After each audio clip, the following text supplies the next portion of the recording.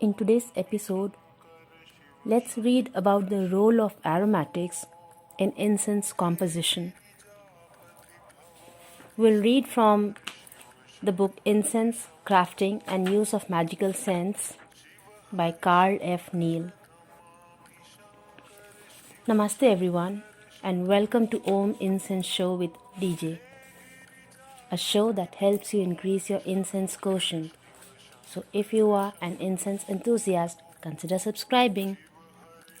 So before we go ahead, I'd like you to treat this episode as a podcast and let it play in the background while I give you company. So we're reading chapter 2, page 13. It says incense composition. There are many different ways to look at incense composition. I am certain that many traditional views of how incense is made might see the subject in a different light. But this is a method that I have taught in workshops for nearly 20 years.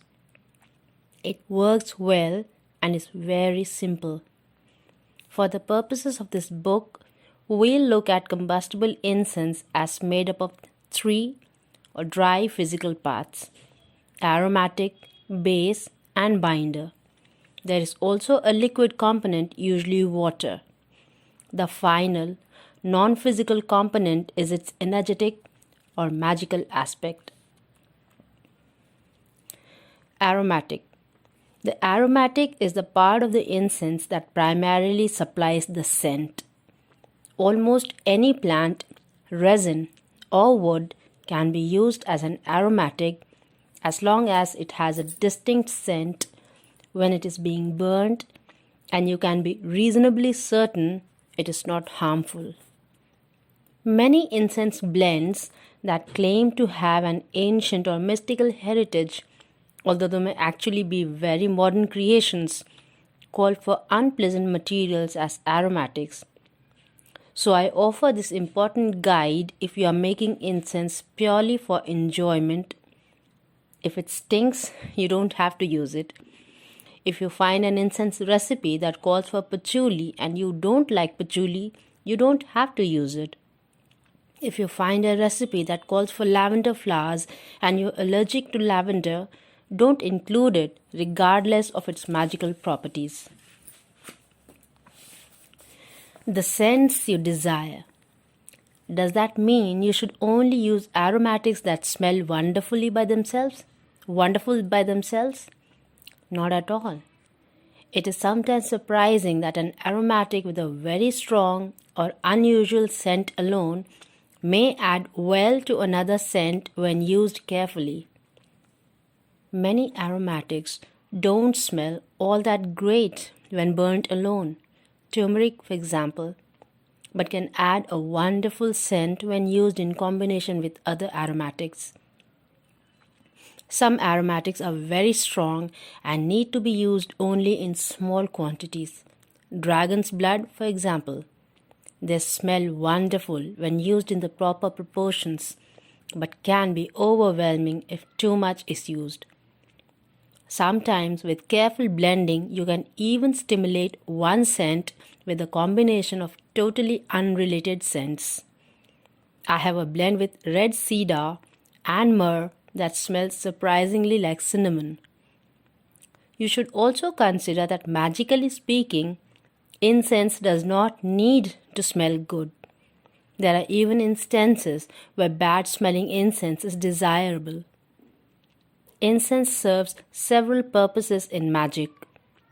One important purpose is to shift us into a more appropriate frame of mind for the work at hand, a magical state of mind, if you will. Incense also serves as a kind of magical announcement that previously mundane space is now marked as sacred. For both of these purposes, incense need not smell wonderful. One way you can think of incense is as a cleaning tool. You can use a cleansing blend like sandalwood and sage that smells wonderful. It's like using a leaf blower to get rid of negative energy. driving it away. Nasty smelling incense like wormwood and sulfur can be used in the opposite way. The bad smell attracts negative energy like a sponge. As the nasty smell dissipates, the undesirable energy disappears along with the odor. That reminds me that sulfur is used in quite a few Indian incenses as well for the same purpose. You may also want to invoke a deity or spirit that would be drawn to a particular aromatic. This is something that is very heavily used in Indian incenses. We use particular incense for particular gods. So like Google is used a lot for Lakshmi ji and for Bhairav. Camphor is used for Hanumanji. And camphor is generally used as a Vastu pacifier also. So that's there. That aromatic may not appeal to your nose, but it is an offering for a deity. It isn't your nose that it needs to please. Scent is deeply linked with memory. Even unpleasant ones can bring positive memories to the surface. Although we generally make incense that smells wonderful, that isn't the best approach in every situation. To test an aromatic, always burn it. When you open a bag of frankincense, you are greeted with a wonderful rush of fragrance. But that's no guarantee of the scent you'll have when it is burnt. By the same token, if you open a bag of myrrh granules, you will smell very little. Even in powder form, myrrh has very little scent. Once you add heat to it, however, you are greeted with a warm scent hidden in the resin. This is releasing the goddess in the smoke. Testing by burning is the only way to know with certainty how an aromatic will smell while being burnt in your incense. It's a good idea to test your incense blends before rolling too, but it certainly isn't mandatory. There are a couple of ways to burn your aromatics. The traditional way to do this is by burning the aromatic on charcoal. This is an excellent method. But don't forget the warnings about self-lighting charcoal from chapter 1. So he has said that you must always use charcoal that doesn't have saltpeter in it. So if you have a charcoal that crackles, it most certainly has saltpeter in it. So he has asked us not to use that because that may, besides being a pollutant, it may also interfere with the fragrance of the incense material that we're trying to test. So that's what he mentions here. Use a high quality charcoal for your testing. This is the most common way that incense is burnt in rituals. So the tools to do this are very easy to find or even make for that matter. If you don't want to use charcoal, you can also use an old pan or skillet. Don't forget, once used for incense, you should never use it for food again. Over a low heat on your stove. Alternatively, you can hold a small strip of metal over a candle flame and test aromatics that way. Make certain that you hold the metal with pliers or some other tool. Otherwise, you could easily burn yourself on the hot metal. Once heated, add an aromatic to the metal. A less extreme approach is the use of an aroma lamp. These lamps normally have a dish filled with water and a candle held below. Water is put into the dish and then warmed by the candle. When oils are dropped into the warmed water, the scent is dispersed. You can easily adapt these lamps for incense burning, and they are an excellent way to test your aromatics. Rather than adding water to the dish, line the bottom with a bit of an aluminium foil. The foil protects the bottom of the dish from the aromatic. You don't want resins getting stuck to the bottom of your aroma lamp. You can then place aromatics on top of the foil and use the candle to gently heat them. This is also a great method for heating non-combustible incense. If the incense isn't warm enough, move the candle closer to the bottom of the dish.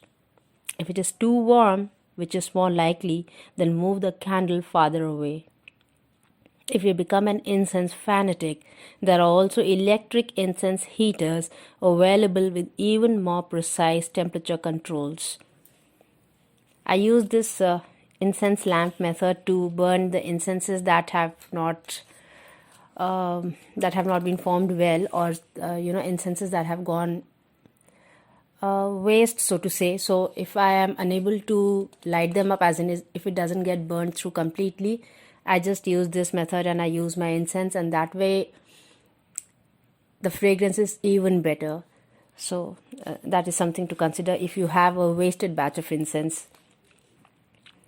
No matter which method you use, once the aromatic is burnt, remove it from the heat. You can leave ashes on charcoal and continue to heat them long after they have burned. The resulting smell can be very unpleasant. You don't have to worry about that happening with your self-burning incense. Charcoal continues to supply heat to your incense even after it is completely burned, while self-burning incense will go out as soon as the incense burns. Either scrape the material off the charcoal or remove it from the heat once it has burnt. When making incense for use in ritual or for any magical purpose, you also have to consider the magical properties of all ingredients used in your incense. It complicates your task as an incense maker, but it also makes your rewards much greater. I'll discuss that in more detail later. That's what he's written about the incense materials. Aromatics need not be expensive or incredibly rare. Very important thing to keep in mind. Although those can be considerations for incense made for some purposes. Spices from your kitchen, ingredients from your garden, and materials you can gather yourself can all be used to make wonderful and powerful incense. You can invest an almost infinite amount of money into incense making. You can also spend a lifetime making incense while spending almost nothing on the adventure. Aromatics generally fall into one of the three categories: resin, plant materials like leaves or flowers or woods. There are some aromatics that won't fit into these categories, but most will. Each individual type of aromatic will behave a little differently in your incense. So it's important to understand the differences. Then he talks about resins, plant materials, and woods. And then he goes on to talk about the bases. So today I'll just read about the resins, and we'll read about other materials in the upcoming sessions. So this is what he has to say about resins. This is page 16, chapter 2. Resins are the dried sap or fluid from plants and more often trees. Frankincense, myrrh, and dragon's blood are all resins. Resins are often sticky, more so when heated, so use care when grinding them. If you overheat them inside your grinder, you'll have a tough time cleaning them out afterward. Most resins can be ground to a powder fairly easily, although some retain enough moisture that they can get messy. This is especially true of resins like myrrh or even softer resins like galbanum. Resins are usually very powerful. As a result, they should be used sparingly. When using a resin for the first time or when experimenting with one, use caution and only add a small amount to your blend. On many occasions, I've been able to cut the amount of resin in a recipe in half without a significant impact on the scent. So don't underestimate their strength. Resins also tend to produce more smoke than other types of aromatics. This is primarily due to their moisture content. Smoke is caused by incomplete combustion. Knowing this, incense makers strive to make incense that smolders and produces the least amount of smoke possible. Generally speaking, the longer resins are aged, the less moisture they will contain. Fresh green resins will often produce significant amounts of smoke. that freshness will also have an effect on the scent. So understand that a green resin may not accurately represent how it will smell once aged. I'll talk more about that when covering ingredient preparation, but this is something important to remember when planning ingredients for an incense blend. Resins are often the cause of softness in incense, although binders are also a frequent candidate. This is a factor to consider when adding resins to a blend. There are other options, of course. Choosing to make your blend into masala sticks is one way to work with incense that is soft due to its resin content. So that's all we had to read about today. Because in incense composition, of course, aromatics is the main thing. Even though the proportion of it is less, it surely does matter, because after all, it's the incense fragrance that draws us to an incense. So that's the reason I thought might be important for us, for people who make incenses themselves, to know about the aromatics and the role of aromatics in incense making. So that's all we had to read today. I hope you enjoyed this reading, and if you still haven't bought this book, please go ahead and buy it. I'll link the book in the description box, so you might just want to check it. And I hope you've had a wonderful new year till now. And today, thanks for listening to this episode, listening to the podcast. Until we meet again next, take very good care of yourself. Namaste.